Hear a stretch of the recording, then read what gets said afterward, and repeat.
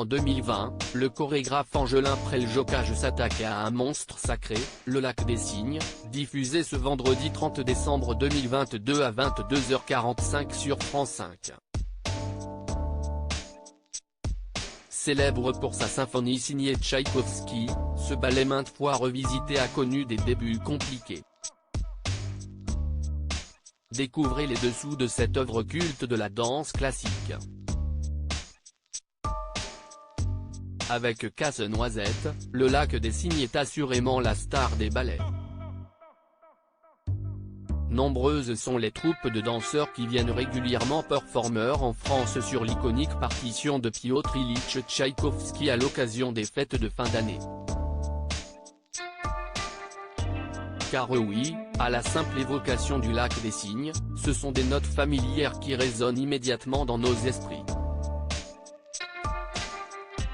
Des morceaux comme la chanson des cygnes ou la danse des petits cygnes ont contribué à la popularité de cette musique inoubliable. Premier ballet écrit par un compositeur symphonique, Le Lac des Cygnes n'a cessé d'être repris par pléthore de chorégraphes et danseurs au fil des années. En 2020, CIST autour du chorégraphe Angelin Preljocache de livrer sa propre adaptation, diffusée ce vendredi 30 décembre 2022 à 22h45 sur France 5. Le Lac des Cygnes, des débuts chaotiques en 1877, le théâtre impérial du Bolchoï commande à Tchaïkovski l'écriture d'une musique de ballet, genre autrefois considéré comme mineur. Celle-ci doit accompagner la chorégraphie de Julius Wenzel Reisinger. Tchaïkovski compose donc une partition à partir d'un livret qui s'inspire de légendes médiévales allemandes. L'histoire est connue, le prince Siegfried tombe amoureux d'Odette, une jeune fille sous l'emprise d'un sortilège. Le jour, elle est un cygne blanc, la nuit elle se réincarne en femme. Seul un amour éternel peut annihiler cette terrible malédiction. Sur le papier, CIST merveilleux.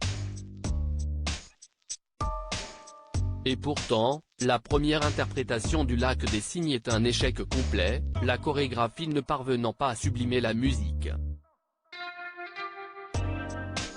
De multiples versions en 1893, le français Michel Victor Marius Alphonse Petitpas retravaille la composition de Tchaïkovski en mémoire de celui-ci, décédé la même année. 2 ans après, il donne naissance à une nouvelle version pour le ballet impérial à Saint-Pétersbourg. De sa création à nos jours, Le Lac des Cygnes connaît une myriade d'adaptations toutes plus différentes les unes que les autres. Mais en 1984, Rudolf Nureyev se démarque de ses aînés et offre au Ballet de l'Opéra national de Paris une œuvre immédiatement culte. De nombreux passages sur grand écran, sa renommée dépassant largement l'univers de la danse, Le Lac des Cygnes a aussi rayonné au cinéma. Dans Black Swan de Darren Aronofsky, accusée de plagiat, Nathalie Portman prête ses traits à une danseuse étoile choisie pour incarner Odette. Elle y est bouleversante et se voit justement récompensée par l'Oscar de la meilleure actrice en 2011. Le ballet apparaît aussi dans Billy Elliot, pour montrer, à la toute fin, que le jeune danseur a réussi à accomplir son rêve. Dans Love, Valor, Compassion, un chorégraphe demande à des amis homosexuels de réinterpréter la fameuse chorégraphie.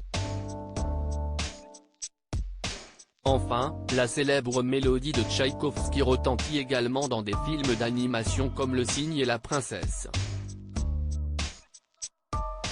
Prouvant, s'il le fallait, à quel point cette œuvre a marqué l'histoire des arts.